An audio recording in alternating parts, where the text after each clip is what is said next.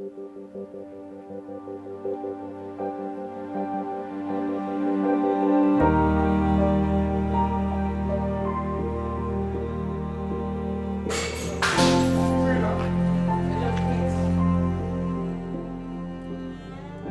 think that young men will be okay. What we're seeing more and more is that young men won't be okay. I could see my life spiraling in a different way if I didn't get my act together. Seeing how my daughter portrayed me, I didn't want her to see me as a waste man. Sometimes it's hard to elicit sympathy for the young men we work with because, by definition, they are the most marginalised. They sometimes don't look the most welcoming or the most needy group in terms of how they present themselves. The trouble I was getting into before was being arrested quite a lot and just being, generally like being sectioned and stuff like that. It was because I didn't understand really what was going on. What we do is seen as quite bold, particularly by funders, because we say this is the client group we'll work with. We're going to work with young men. There are lots of organisations working with young women and very few young men. And for me, I don't want my children to grow up in a world where there are empowered young women and shortage of empowered young men. So that's why we do what we do.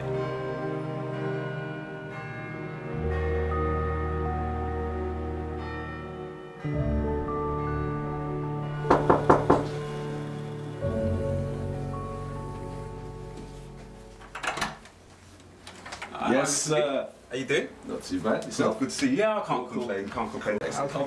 Good, man. Good. How's it things with you? All right. Well, the prospect of becoming a father was quite scary because, you know, you feel inadequate as someone who's blind. Gradually, my sight is getting worse as time progresses. I would never be able to play with him like other fathers, just even basic things like playing football with him and so forth. Obviously, I got in touch with the right people and basically... So in terms of your knowledge of parenting, stuff like that, things going well now? Oh yeah, definitely, yeah. Took a course. Who's that? Erin. That's Erin. Yeah. We provide father services in a range of settings, early years, children's centres, and most importantly in the community. And we've got several young fathers, so under the age of 25 projects as well. Working with men has definitely been fantastic. They've helped me throughout everything, just basically giving me motivation. They basically got in touch with a charity that sent me this sofa when I couldn't really afford it. Being a father is, for me, I just naturally grew to it. It wasn't something that I found very difficult.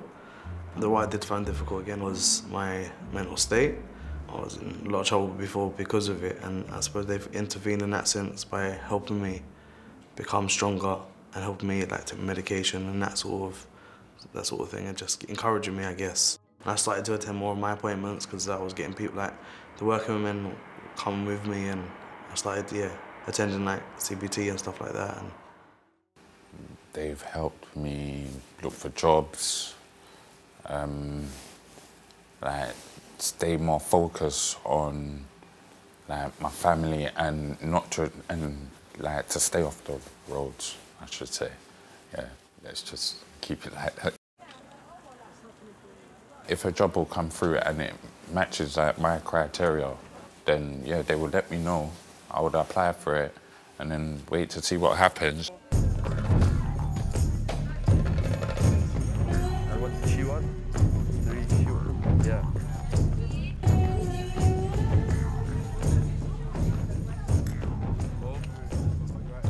Here in Westminster, I manage the Venturing Project, which is an outreach detached program where I do outreach in the local community, targeting neat young men.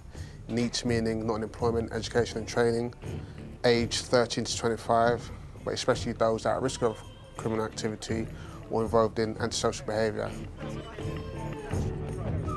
I like the fact that I can meet a stranger and then in a couple of months we've developed a strong professional working relationship.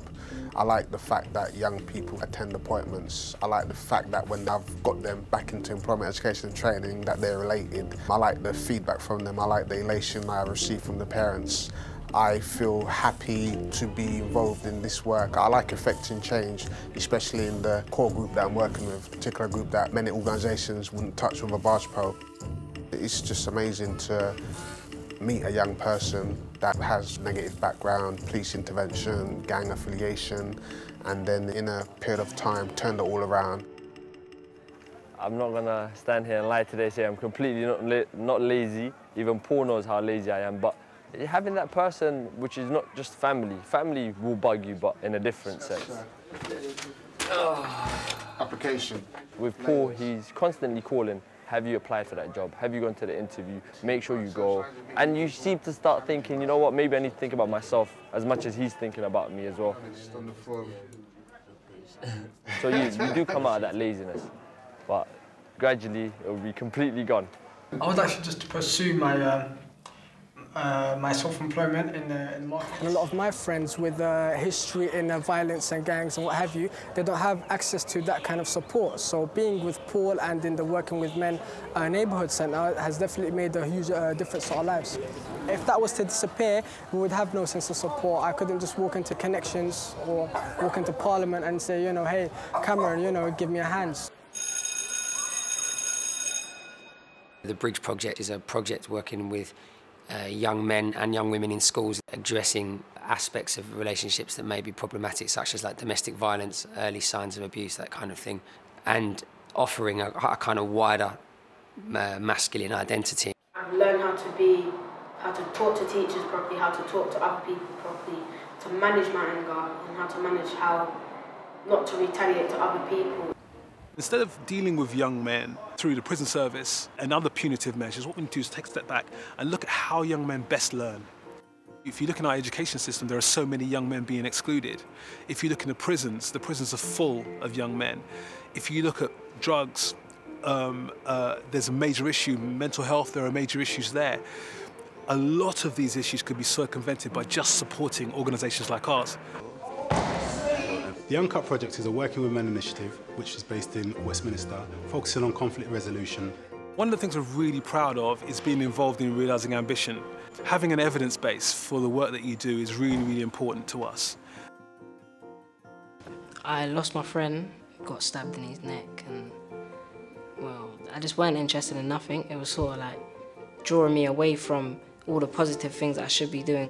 If it wasn't for the Uncut Project, then I don't think I would be here. Head where I'm heading now, which will be the 2014 Commonwealth Games and hopefully the 2016 Olympics. Young men and boys, you know, however they may present initially, really do need as much support and help as anybody else. It may take longer and it may take more effort to get that recognition even from within themselves, but it's definitely worthwhile doing because that change can influence so many more people surrounding him. Long term, you've planted seeds. The main thing Amity Club has taught me is to cook by myself because kind of like when I watch everyone doing the things, it gives me ideas and new recipes. Yeah, new recipes, and it allows me to cook with different ingredients that I've never used before.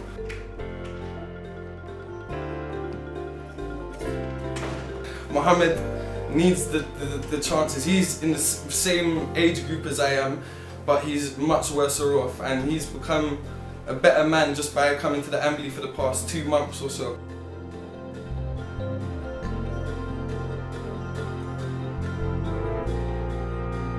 People give up on themselves constantly. It's all about consistency and believing in themselves, and funnily enough, no one really does believe in themselves. And Ambly offers a chance to change everything around.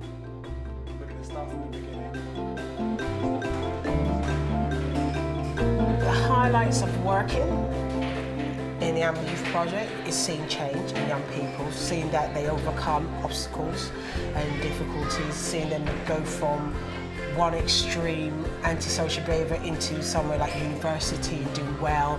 The difference between Ambly and other youth clubs are not there for you as much as Ambly is, because the youth workers they put in so much trust into you and they want so much from you. Like they put high achievements for you, high goals for you, and expect so much, and that pushes your confidence up.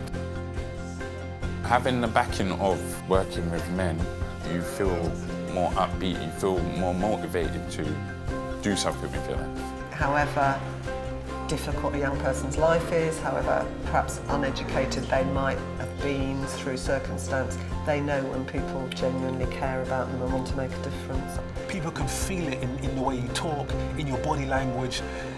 And so many of our young people experience that on a day-to-day basis. Our main concern is always the young person. Everything else is the stuff we do around jobs, around training, helping people with CVs, the work we do in hospitals with fathers, the work we do in schools is all based on the individual first. If we work with the individual, all the other things tend to fit into place.